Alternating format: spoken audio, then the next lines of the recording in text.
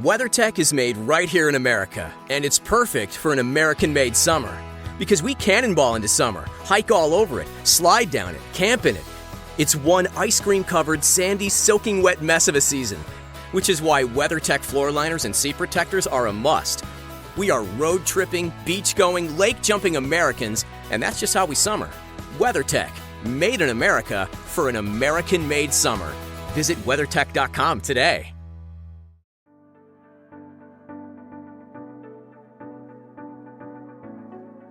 Welcome to Leading Beyond Limits, the podcast where we explore the extraordinary journeys and insights of remarkable leaders who have pushed the boundaries of what's possible. Your host, Angel Radcliffe, who is a digital transformation leader, author, speaker, and financial educator, will lead each episode and dive deep into the stories, strategies, and philosophies that have empowered these exceptional individuals to lead, inspire, and achieve beyond the ordinary. We're about to embark on a journey of discovery and inspiration, and together, we'll learn what it takes to lead beyond limits. So grab your cape, or at least your favorite coffee mug, because we're about to unravel the extraordinary tales of trailblazers who've turned impossible into I'm possible. Let's get started.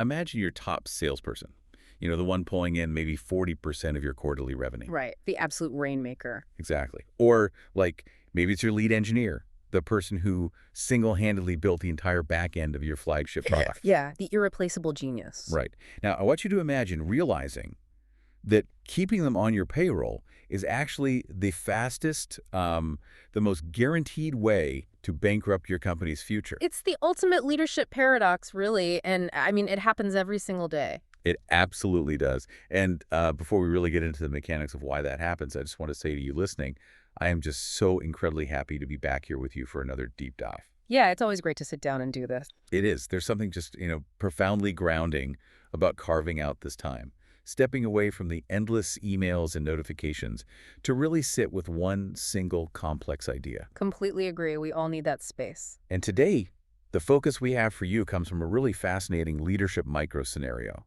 Right, from leading beyond limits. Exactly. And this scenario presents a very stark, almost uncomfortable truth in just 6 words. It says, and I'm quoting here, "The brilliant jerk is a liability." Wow. Which, immediately challenges this deeply ingrained corporate myth we all buy into. What myth is that? Well, we are conditioned, almost from day one, to view brilliance as an unquestionable asset. Like, if you're smart and you produce, you're untouchable. Right. But this scenario goes on to explain that a toxic high performer actually destroys psychological safety. Yeah, they do. And ultimately, they'll cost your team way more in turnover and silence than they will ever generate in revenue. That word silence is so heavy there. It really is. Okay, let's unpack this, because our mission for this deep dive is not to hand you a step-by-step framework. No, definitely not. We aren't doing a tactical checklist for how to fire somebody or running through a rigid 10-point HR plan. Right, that's not what this space is for. Exactly. Instead, we want to invite you into a calm, reflective space to deeply explore the heavy, almost suffocating emotional and psychological tension that you, or really any leader, faces when confronting this exact scenario. What's fascinating here is the introduction of unseen metrics. Unseen metrics. Tell me more about that. Well, when we think about leadership, we're usually entirely focused on the visible, quantifiable data, right? Sure. Quotas met, code shipped, deals closed. Exactly, the tangible stuff. And the brilliant jerk typically excels in those highly visible metrics. They look fantastic on a spreadsheet. Oh, they're the star of the spreadsheet. But the scenario points out these hidden, devastating costs that never show up on a quarterly earnings report until it's just far too late. Right, the turnover and the silence. Yeah, turnover and silence. Now, turnover is something I think we inherently understand, That's pretty straightforward. People quit, HR conducts an exit interview, and then you have to spend actual capital to hire a replacement. That is highly measurable. Right, it has a clear dollar amount attached to it. But silence, that is a really heavy, very abstract word to use in a business context. How does silence bankrupt a company? Well, it is arguably the most expensive metric a company can have, precisely because it is invisible. Okay, how so? Silence in a team setting means stifled innovation. It means, let's say someone spots a critical flaw in a project plan. Okay, like a junior analyst or something. Yeah, exactly. A junior analyst notices like a 5% discrepancy in a financial model, but they don't say anything. Because they're terrified of the jerk. Exactly. They know the genius who built the model will just publicly mock them for questioning it. Oh, wow. Yeah, I've been in meetings like that. We all have. Okay. So that 5% discrepancy just sits there, it's hidden, and it compounds over 2 or 3 years until it becomes a multi-million-dollar write-off. That makes so much sense. It really brings an analogy to mind that I want to test out on you. Oh, please, go for it. Keeping this kind of person on your team, it's like driving a highly tuned, high-performance sports car. Okay, I like where this is going. But the engine of this sports car constantly leaks toxic exhaust directly into the cabin. Oh, wow. Yeah. So sure, you are hitting top speed. You're flying down the highway, generating all this revenue. But the passengers, your team, they're slowly suffocating. That is an incredibly precise way to visualize it. Right, like the turnover and the silence are the passengers passing out from the fumes. Exactly. You're trading the operational health and intelligence of the entire vehicle for the raw speed of one engine part. Yeah. When psychological safety is broken, people just stop bringing their full cognitive capacity to work. Actually, there's a clinical term for this. Oh, really? What is it? It's called threat rigidity. Threat rigidity. Okay, unpack that for me. Yeah, so when the human brain encounters a chronic social threat, like a volatile, toxic peer who might humiliate them at any moment, the brain literally constricts. Wait, physically? Well, neurologically, yes. It shifts resources away from the prefrontal cortex, which is the part of your brain that handles creative problem solving and collaboration. Okay. And it moves all that energy into pure survival mode. The team essentially shrinks. Wow. So they aren't just being quiet to be polite. Their brains are literally shutting down the creative centers to protect themselves. Exactly. They withhold their best ideas, their constructive pushback, their early warnings about market shifts. So the silence you hear, that's the actual sound of your team's collective potential being drained away. Man. Yeah. That's intense. But this brings us to the core tension, right? Right. Because if we all agree that the passengers in the car are suffocating, if the ultimate cost so clearly outweighs the revenue, why do leaders freeze? That is the million-dollar question. Because we see this happen all the time.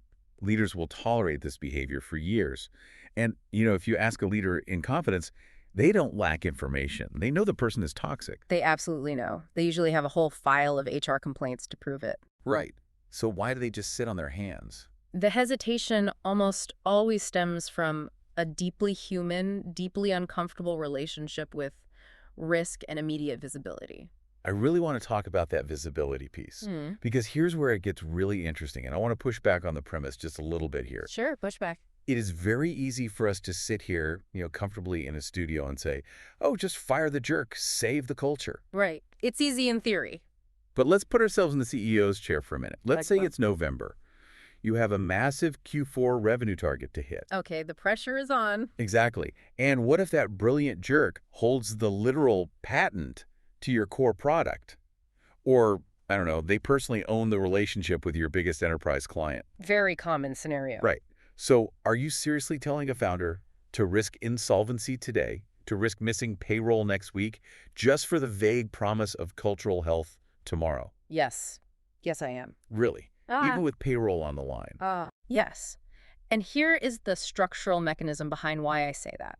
If one person holds the patent, or they control the entire client relationship, and they use that leverage to act like a tyrant, Yeah. you aren't actually running a company anymore. You are managing a hostage situation. Oh, wow. A hostage situation. That's a brutal way to put it. It is brutal, but it's the reality. But it makes complete sense. I mean, you are entirely at their mercy. Exactly. The leader looks at the landscape and thinks, if I lose this person, the whole project goes under. Right. It's panic. So what they do is they disguise their own self-preservation, their very real fear of missing that Q4 target as business prudence. They spin it to themselves. They do. They tell themselves, I'm protecting the company by keeping this person around. I'm doing the hard thing for the good of the team. Exactly. But in reality, they are choosing a guaranteed slow decline in organizational capacity over a sudden, sharp, visible drop in performance. Yes, because of the visibility. Precise. Think about it. Right now, if the team is miserable, the brilliant jerk is the villain. Right. The anger is directed at the jerk. The misery is distributed across the whole team. But the moment the leader fires that top earner and the numbers inevitably dip in January. Suddenly, the leader is the villain. Exactly. The leader is the one who has to stand up in front of the board or the investors and own that dip. And that is terrifying. You step directly into the spotlight of isolated accountability. Isolated accountability, that's a great phrase. Yeah, because you are no longer just managing a difficult situation that everyone knows about. You have actively initiated a crisis. You pulled the pin on the grenade. Right. If the numbers drop, there is only one person to blame. You. You are completely exposed. Wow. So the hesitation to remove the brilliant jerk is almost never about the toxic person themselves. It is about the leader's internal terror of holding that level of isolated accountability. So they rationalize. They say, we just need them to get through this one product launch. Sure, we just need them until the end of the fiscal year. Right. It's always a moving target. Just one more quarter. Precisely. They convince themselves that the genius is the central load-bearing wall of the entire organization. But they're not. They're just a really shiny brick. Exactly. And in doing so, the leader waits for a guarantee that will never, ever arrive. A guarantee? What do you mean? They wait for a magical moment where removing the toxic person will somehow be painless, completely seamless, and entirely risk-free. Right, which is impossible. Totally impossible. But that phantom guarantee isn't just like hurting the timeline. It's actively changing the leader's psychology. Yes, it is. Because the longer they wait, the more they sit there and observe the toxicity and do absolutely nothing, the more they actually lose trust in their own judgment. That is a critical point, the erosion of self-trust. Right, which brings us to a real crisis for the person in charge. How does a leader rebuild their own self-trust when they've been consciously compromising it for months or even years? It is incredibly difficult. Because how do you make a decisive move when certainty is fundamentally incomplete? Firing your rainmaker without a safety net? I mean, that feels like stepping off a ledge in the pitch dark. If we connect this to the bigger picture, we really have to look at the closing questions the scenario poses to the reader. Okay, yeah. What do they ask? The scenario asks, have you ever had to let a top performer go to save the culture? Did the team's performance improve or decline afterward? Those are heavy questions to sit with. They are. And the profound truth embedded in those questions is that no one knows the answer before they make the decision. You can't run a simulation on it. No. You can't, like, A/B test firing your lead engineer. Let's see how Tuesday goes without Dave. Exactly. You can't. Yeah. Leadership decisions of this magnitude are almost always made in the fog. You only ever have partial clarity. Right. You have the hard data on a spreadsheet that screams, this person brings in 40% of our money. Which is loud. That data is very loud. Incredibly loud. And then on the other hand, you have the intuition, the quiet observation, the subtle cues that tell you they are actively destroying the operational capacity of everyone else in the room. So what do you rely on when the data and your intuition are at war? Moving forward responsibly in that exact moment does not rely on acquiring a perfect data set. It relies entirely on a leader's internal judgment, their presence in the reality of the situation, and fundamentally, their self-trust. Self-trust, man, that is such a quiet but honestly terrifying concept for a lot of people. It is because it requires vulnerability. Right, because trusting yourself means accepting that you might be wrong. And it means accepting that you might cause acute short-term pain for everyone. Yes. Making a move that you know will definitively hurt your metrics today, all for the unseen promise of viability tomorrow. Yeah. That takes a very specific kind of fortitude. It really does. It feels like this is the very definition of the burden of leadership. It's holding the tension of the unknown without rushing to a panic solution, but also without retreating to the safety of just doing nothing. It is the defining burden. Think about it this way. Management is organizing known variables. Okay, yeah. You manage a supply chain. You manage a quarterly budget. Because those things are mostly predictable. Exactly. But leadership is navigating the unknown with a profound sense of responsibility toward the people you are guiding. That distinction is so important. Management versus leadership. Right. When you rely on self-trust to remove the brilliant jerk, You are essentially saying, I trust my judgment that a healthy, highly functional team is ultimately more capable of solving complex problems than a broken team that is just orbiting one superstar. Yeah. And more importantly, I trust my ability to navigate the fallout, whatever it may be. That is powerful. I trust my ability to navigate the fallout. But let's talk about the fallout of the alternative. Because if you lack that self-trust, you avoid the decision entirely. Which happens a lot. A lot. But as we know, avoiding the decision is still a decision. Absolutely. It sends a message. And this brings us right back to that invisible metric we talked about earlier, silence. Right. If you keep the jerk, you aren't just like maintaining the status quo. You are actively altering the behavioral economics of your entire organization. This raises an important question, and it speaks directly to the final warning in the scenario. Okay. The text states, if you allow brilliance to excuse bad behavior, you are signaling to your entire team that results matter more than respect. Oof. We really have to ask ourselves what happens to the silent majority of the team when they receive this exact signal. Well, I think they realize the rules don't apply to everyone. Exactly. They walk through the lobby, they look at those core values printed on the wall, integrity, collaboration, respect, and they realize it's just marketing copy. It becomes a joke to them. Yeah. By choosing inaction, by avoiding the deep discomfort of firing the brilliant jerk, a leader is actively endorsing the toxicity. They're co-signing it. They are. They are looking at every single person on that team and telling them, your psychological safety, your ability to speak up without fear of public humiliation, and your basic dignity. Those things are worth less to me than the revenue this person brings in. Wow. And once that message is received by a team, the damage is essentially permanent, isn't it? It's very, very hard to undo. Like even if that toxic person eventually leaves of their own accord 3 years later, the team will always remember what the leader was willing to tolerate. Exactly. They will always remember who the leader chose to protect. Yes.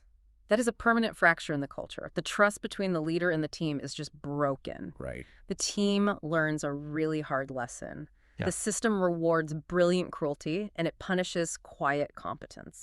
Brilliant cruelty over quiet competence. So those quiet, competent people, the ones who actually keep the lights on and make the organization run day to day, they either leave. There's your turnover. Right. Or, honestly, worse, they stay.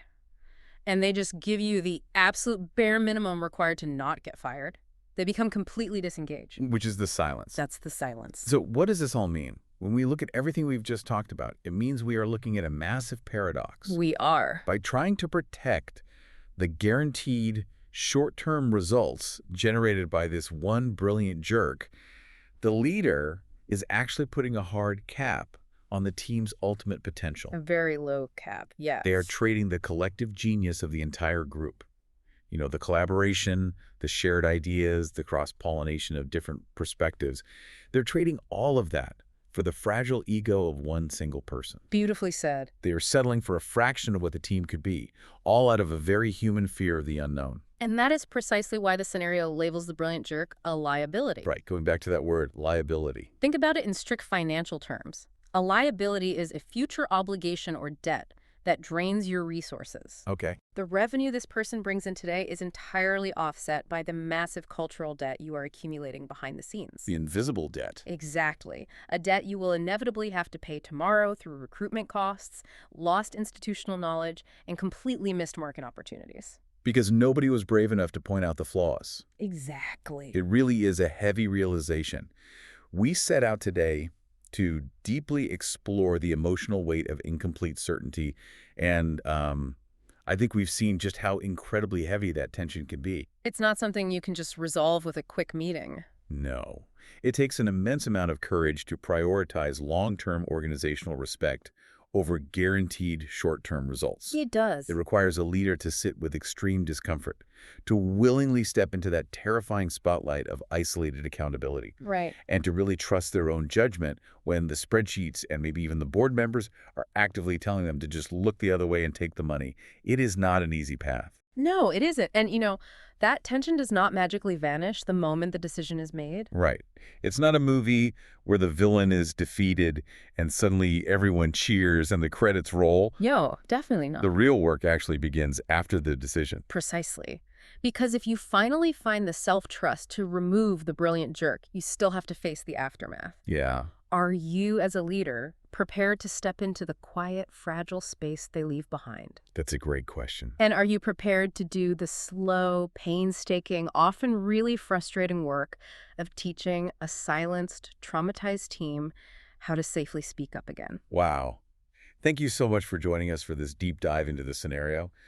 We promised at the start that we aren't going to give you a tidy wrap-up today, and we're sticking to that. We are just going to leave you to sit quietly with the tension of that final question. Until next time.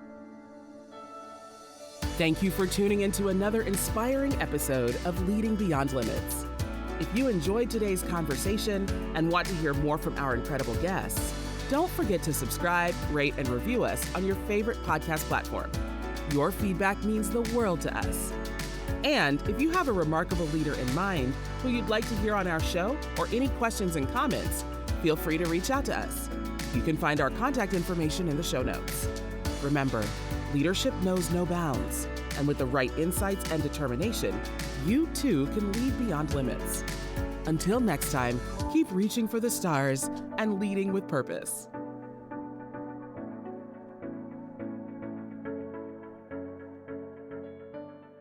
Hey there, it's Wayfair here, where delivery and setup are as easy as a few taps on your phone. You're relaxing in an old hammock, scrolling Wayfair's app, when you spot it, a brand new patio set. Next thing you know, Wayfair delivers it right to your patio and sets it up. Oh, you need a new grill too?